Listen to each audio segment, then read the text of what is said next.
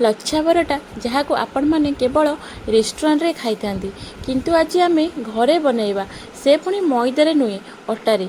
चलतु बनैबा लच्छा पराटा कम तेल आउ अटा यूज करिकी बनैबा पूर्व आपण मैंने आम चैनल को सब्सक्राइब कर दिंतु जे आगक आसुवा वीडियो जमी आपणकर मिस हेबनी।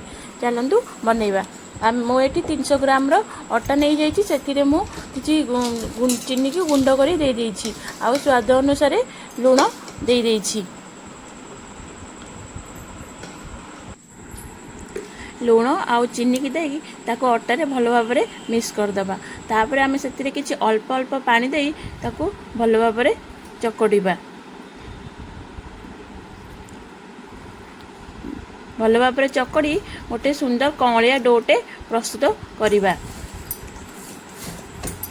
देखो अटाटी को 5 ରୁ 6 मिनट में भल भाव में चकड़ ने एमती नरम भाव में चकड़ ने आउ किस समय रेस्ट पाई छाड़देवे।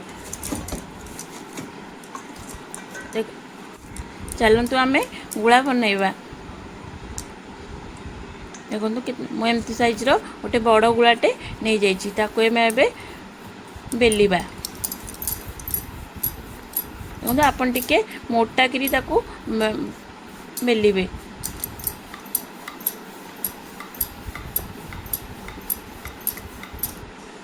देखो मोर ए गोटे रुटी साइज मु बेली नहीं ता उपरे मु किछि तेल को एमती ग्रेस कर नेबी। आपन चाहिए बटर किंबा घिओ भी दे पारिबे।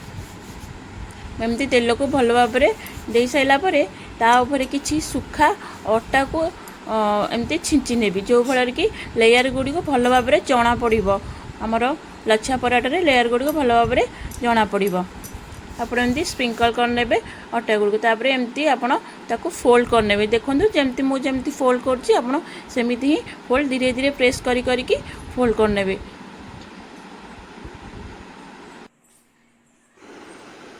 देखो आप एमती होशियार सब फोल्ड करने।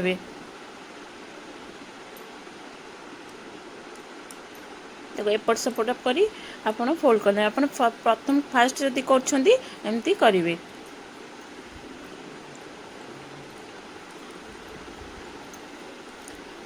तब सब एमती फोल्ड कर सारापर टे भल भाव में प्रेस करने। देखो केते सुंदर भाव में आमर लेयर हो जाइए।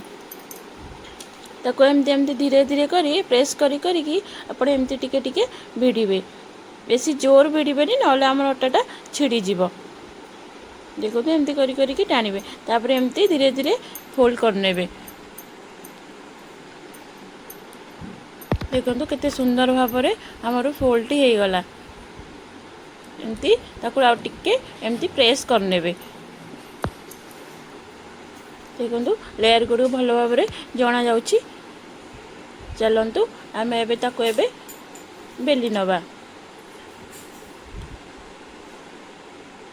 किछि सुखा अटा दे मुझे भल भाव में बेली नौची। ताको आपण जोर से प्रेस करी बेलिबेनी बस अल्प अल्प अल्प करी बेलिबे। हाउला हाउला करी बेलिबे। देखो केते सुंदर टेक्सचर आसी जाइछि आई रुटीटारे। सबू लेयर गुड़ को भल भाव में जना पड़ुछि। चलतु ताको एबे बनैबा। तावा गरम हो जाइछि। ता ऊपर बर्तमान मु लच्छा पराठा को देदेली। बस गोटे साइड हो गला परे आपन ताको एमती उल्टै नेबे। एथिपाई आपण नुआ तावा यूज करेंगे। आपण घरे थी पुराणा मोटा बेस वाला तावा ने। देखो पुणी थे मुझे एमती उल्टे देछि। बस टिके फुल पराठाटी फुली गला परे आपण से एमती तेल घिओ कि बटर को दे पारिबे। देकी ताको भल भाव में सेकिबे। पुणी ताको एपट सेपट करी आउ थे ओलटाई देबे। देखो केते सुंदर कलर आछि। ताको पुणी आउ थे आउ टिके तेल को दे देबे। आपको आपण सीम आंचर ही करेंगे नचेत आपन परोटाटी पोड़ीज। देखो केते सुंदर भल भाव में लेयर टी आसी कलर भी केते सुंदर भाव में आसी जाइए।